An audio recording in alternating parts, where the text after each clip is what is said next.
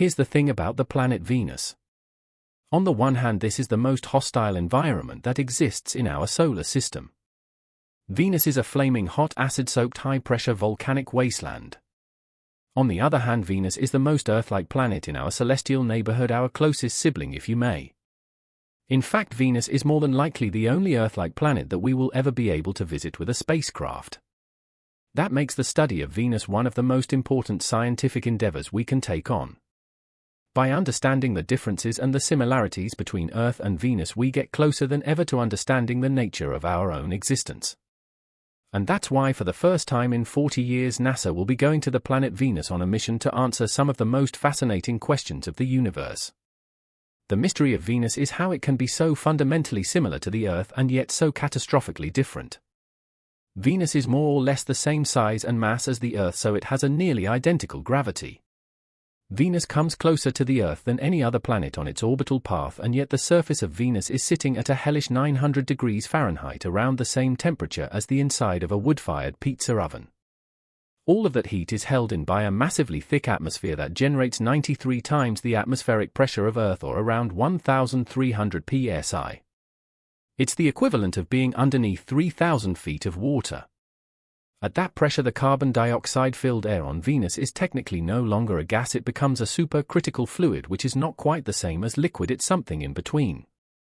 So to move around on Venus you'd have to push against the fluid atmosphere. You could even try to swim through the air if you hadn't already been crushed and incinerated, of course. And if that weren't enough, the thick orange clouds that drape over the entire planet are made of sulfuric acid and rage with 200 miles per hour winds, lightning storms and acid rain. This is the reason why we haven't been sending probes and landers to Venus since the 80s. Mars just turned out to be a much more hospitable place for interplanetary exploration, and Mars has been very good to us.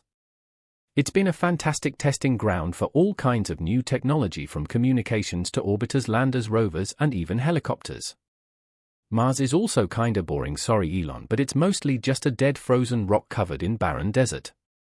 Venus may be well past its prime, but the planet still has life left in it.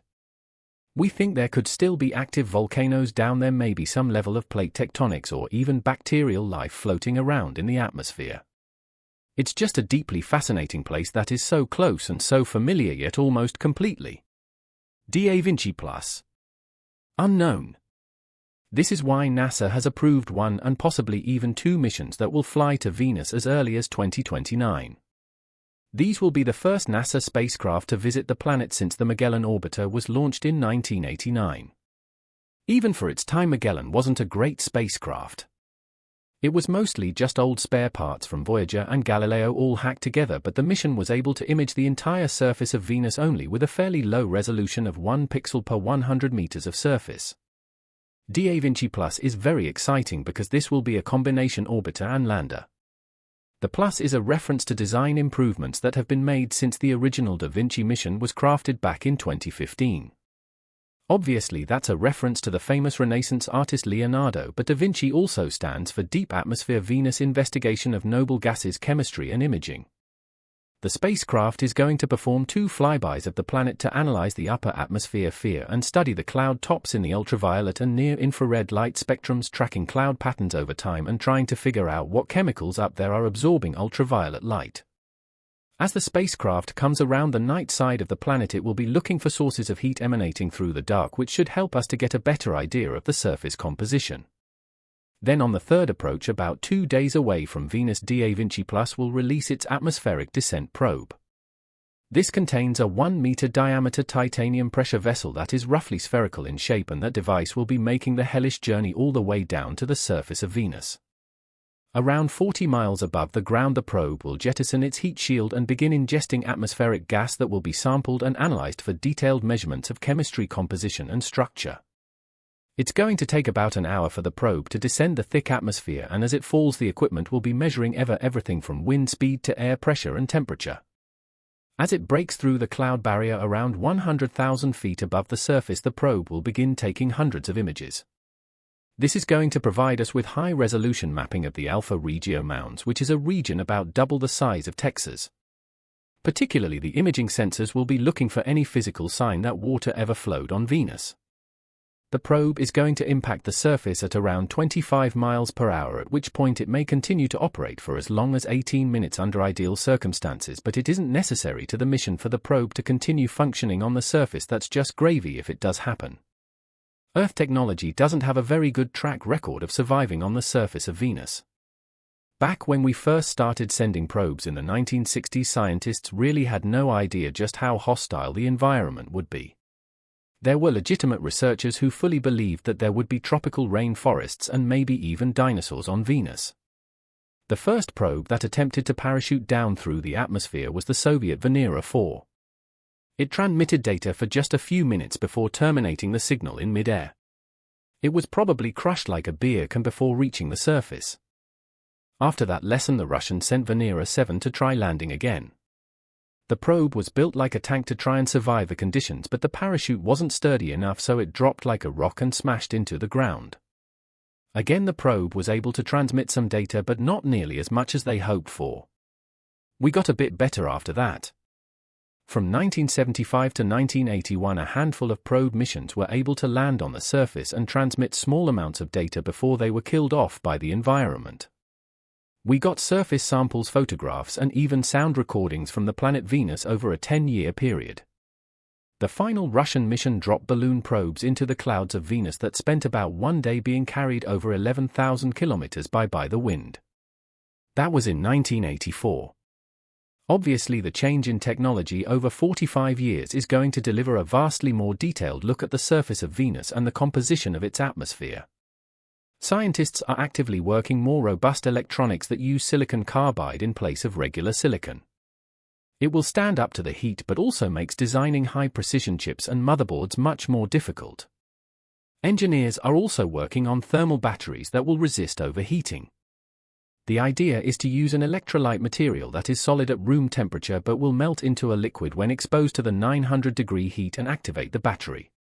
The designers of the probe also need to be careful about using materials that will resist the acidic chemical environment. That means reactive metals like copper are just not going to work. VOYAGES. The second Venus mission, named VOYAGES or Venus Immersivity Radio Science in Star Topography and Spectroscopy, is actually in a little bit of trouble right now, so it's unsure when or if this one will ever fly. When NASA wrote up their 2024 budget proposal to Congress, they cut funding for VOYAGES down to a level that essentially puts the project into a deep freeze for the indefinite future. Which is a shame, because the concept for VOYAGES was really solid. It was originally scheduled to launch as early as 2027 and would have picked up right where Magellan left off, mapping the entire surface of Venus, only this time with a resolution up to 15 meters per pixel. And NASA scientists were kind of hoping to use that high-res map to help them fine-tune the deployment of the Da Vinci probe, but that's all become a lot more complicated. Conclusion. Venus is worth it though, because it has so many questions that still need to be answered. I mean, we don't even know what the rocks there are made of or what the interior of the planet looks like, and what we find on Venus could unlock secrets about the deep history of our own planet. We know that the Earth maintained a habitable environment, but nearly identical Venus did not. Why is that? Was Venus always hot? Was it just that little bit too close to the Sun so that it never cooled down, or was it temperate at some time in the past? Was there water or even life, and if that's true, then what went wrong? If Venus has so many volcanoes, then why doesn't it have tectonic plates floating on the liquid mantle like Earth, or does it? We know that Venus doesn't have a magnetic field right now like the Earth, but did it have one before, and if it did, then where did it go? And if there is no magnetic shield repelling the solar wind, then what is keeping the atmosphere so tightly attached to Venus? And where do all of those clouds even come from?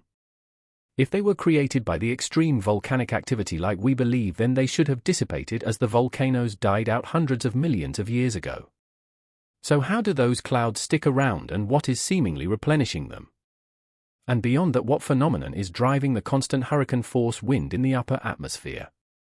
I don't know about you, but I feel like this is all stuff that we should probably know, and we should learn it sooner rather than later. The James Webb Telescope is really cool and all up there looking for exoplanets in distant solar systems, but we already have a deeply fascinating, mysteriously active alien world literally right here next to us, so we should go there. Meet us back here every week for more updates on everything aerospace industry and interstellar exploration related. Make sure to give the video a thumbs up today if you liked it, that really helps us out for real.